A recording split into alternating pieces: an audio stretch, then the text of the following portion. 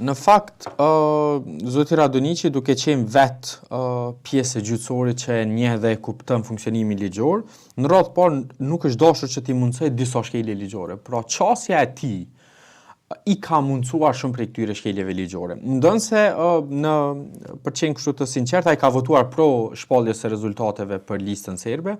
Unë besoj që zakonisht vendimarrja e KQZ-s do duhet diskutojë më herët.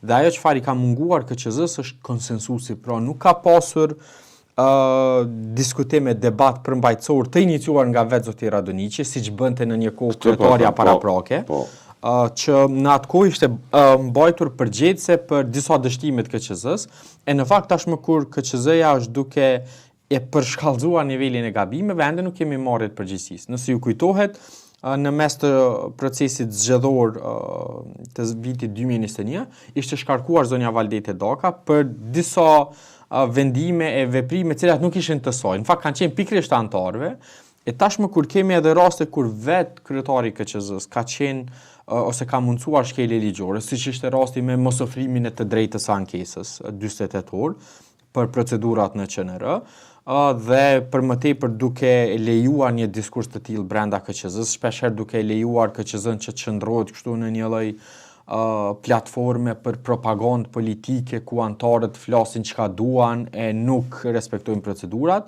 Andaj unë besoj që linja e përgjegjësisë, të paktën morale do duhej të vihej në shkrim. Si mund të jetoj të rrethohet nga një mendësi përfaqësimi politik ku bëhet garë për të goditur sistemin e drejtësisë, për të goditur aktgjykimet, për të goditur vendimet.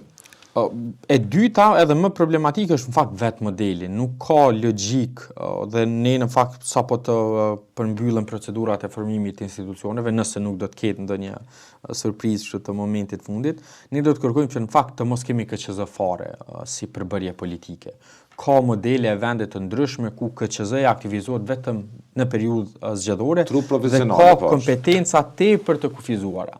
Ne nuk mund që t'ja lëmë më KQZ-s vendimarrjen për partitë politike, sepse këtu në radhë parë është konflikti i pastër interesi, sepse unë si parti politike mund të kem inat ose mos pajtime me një parti tjetër dhe nuk ja mundsoj quorumin, rrjedhimisht e lë atë pa përfaqësim qoftë politik apo diçka tjetër.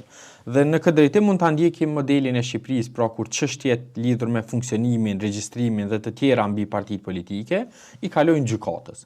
Ne në fakt vetë se kemi një gjykatë re administrative që do duhet të ishte bartësia e këtij procesi, në mënyrë që të mos kemi raste kur 1, 2, 3 antar aty për propagandë politike vendosin që ta degradojnë vetë institucionin si tillë dhe ta cënojnë integritetin e tërë procesit zgjedhor. Kosova me tuti pa KQZ thu. Rruga që i duhet vendit në mënyrë që të shmang platformat e grindjeve.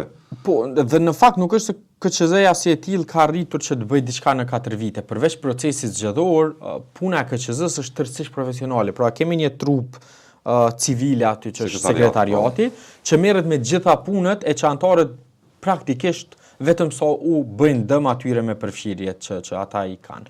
Dhe në fakt në bazë të shumë studimeve që edhe ne për edhe aktorë ndërkombëtar i kanë bërë, në fakt barën më të madhe të presionit në punë trupa e sekretariatit e ka nga antarët e KQZ-s, në veçanti disa prej tyre. Dhe kjo tregon që në fakt modeli drejtardhmës është të mos i kemi fare, sepse as nuk na duhen.